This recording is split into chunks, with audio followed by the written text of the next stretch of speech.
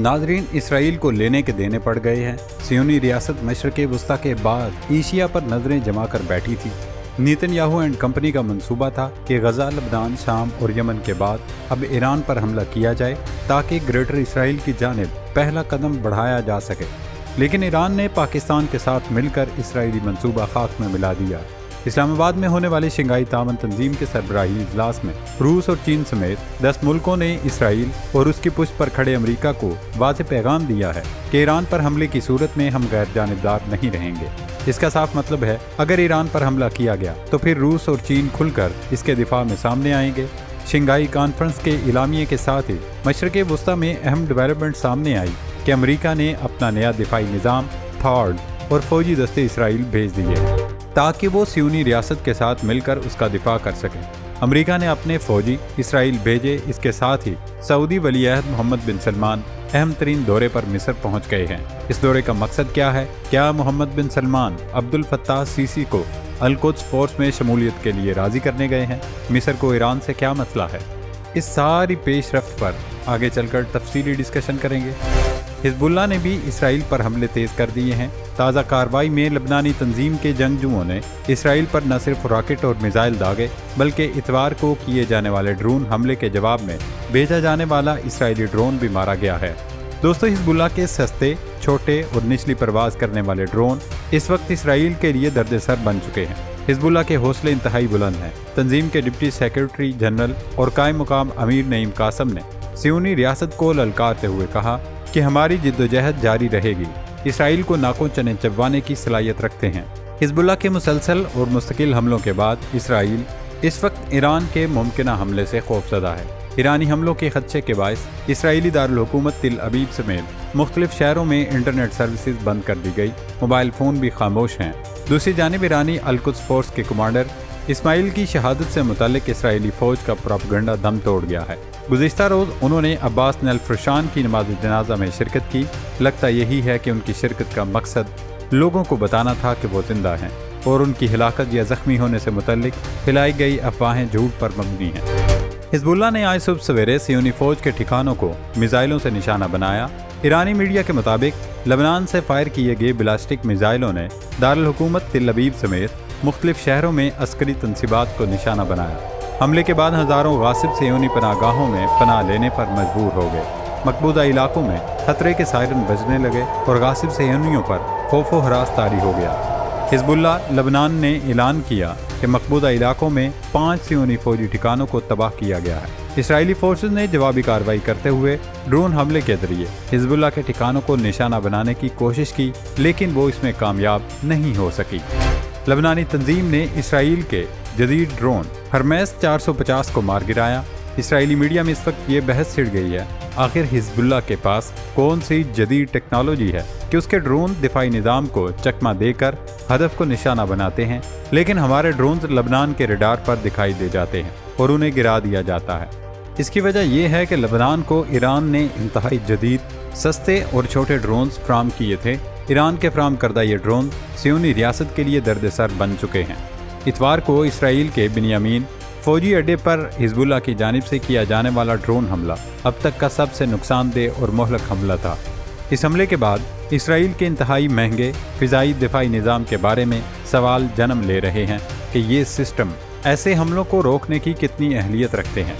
Israeli वज़ीर दिफा Yoav Gallant ने कहा कि मुस्तकबिल में ऐसे ड्रोन हमलों का तोड़ तलाश करने के लिए काफ़ी कोशिशें हो रही हैं।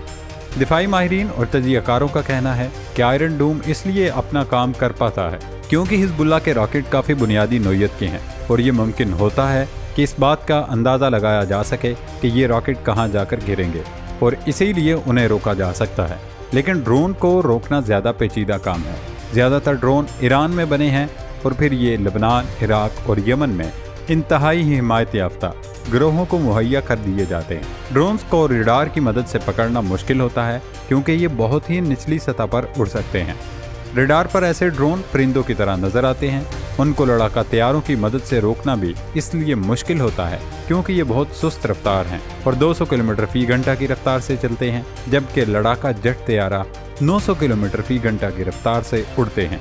जाहिर है कि इस सूरत हाल में इन ड्रोन्स को रोकना सियोनी फौज के लिए एक चैलेंज बन चुका है। اسرائیلی میڈیا کا دعویٰ ہے کہ صہیونی فوج اور ماہرین طاقتور لیزرز پر کام کر رہے ہیں، جبکہ ایک اور ٹیکنالوجی مائکرو ویو توپ کی بھی ہے، جس میں طاقتور شعاعوں کے ذریعے ڈرونز کی الیکٹرانکس کو جلا دیا جاتا ہے، جس کے بعد وہ پرواز کے قابل نہیں رہے گا۔ حزب اللہ کے قائم مقام سربراہ نعیم قاسم نے تازہ بیان میں کہا ہے، حزب اللہ نے خود کو دوبارہ منظم کر لیا ہے، وہ میدان جنگ میں فتح کے لیے پر اعتماد ہیں۔ بیروت میں عوامی اجتماع سے خطاب کرتے ہوئے نعیم قاسم نے لبنان کے شہریوں کو مخاطب کر کے صبر کی تلقین کی اور اسرائیل کے خلاف حتمی فتح کا وعدہ کیا۔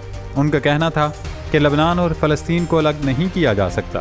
پچھلے کچھ دنوں سے کیا سرائیاں کی جا رہی تھی کہ حزب اللہ اور حماس اپنا اتحاد توڑنے والے ہیں، لیکن کل کے خطاب نے ایسی افواہوں اور کیا سرائیوں پر فل سٹاپ لگا دیا ہے۔ نعیم قاسم نے واضح صہیونی ریاست کو مخاطب کرتے ہوئے کہا، چونکہ اسرائیل نے تمام لبنان کو نشانہ بنایا ہے، لہٰذا ہمیں دفاعی نقطہ نظر سے اسرائیل میں کسی بھی جگہ کو نشانہ بنانے کا حق حاصل ہے، چاہے وہ مرکز ہو، شمال ہو یا جنوب۔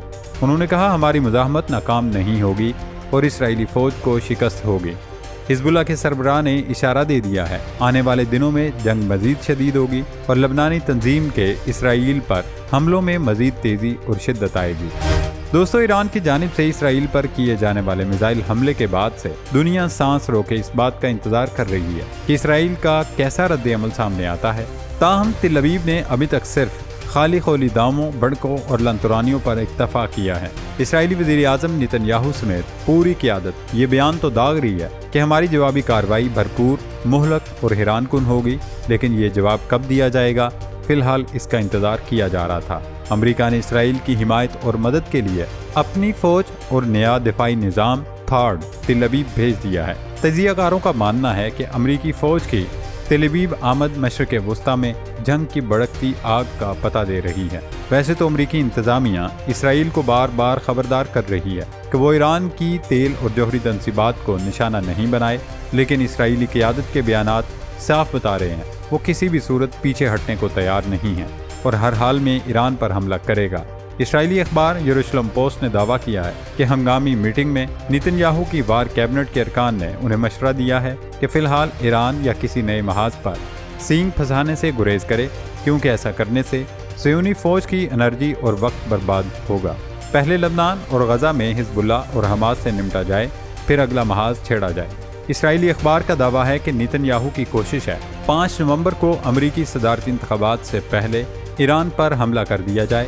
اس سے انہیں 2 فائدے ہوں گے، ایک تو انتخابات کی وجہ سے بائیڈن انتظامیہ اسرائیل کی حمایت سے پیچھے نہیں ہٹ سکے گی، اور دوسرا اگلا ممکنہ صدر ڈونلڈ ٹرمپ کا راستہ آسان ہو جائے گا۔ امریکی اخبار واشنگٹن پوسٹ نے اپنے آرٹیکل میں کہا ہے کہ اسرائیل ایران کے فوجی اہداف کو نشانہ بنائے گا۔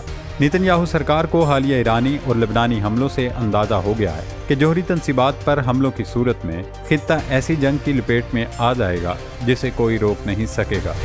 دوستو، سعودی ولی عہد محمد بن سلمان سرکاری دورے پر مصر پہنچ گئے ہیں۔ دورے کے دوران صدر السیسی سے ملاقات میں دونوں ملکوں کے درمیان برادرانہ تعلقات میں مضبوطی اور باہمی دلچسپی کے امور سمیت خطے کی کشیدہ صورتحال پر بات چیت کی گئی۔ سعودی میڈیا کا کہنا ہے کہ شہزادہ محمد بن سلمان کے دورہ مصر کے بعد دونوں ملکوں کے درمیان اسٹریٹجک، اقتصادی اور تجارتی تعلقات کو نئی جہت ملنے کی توقع ہے، لیکن عرب صحافی MBS کے دورے کو القدس فورس سے جوڑ رہے ہیں۔ ان کا کہنا ہے کہ اس دورے میں اسلامی ملکوں کی فوج کے خد و حال کو فائنل کیا جائے گا۔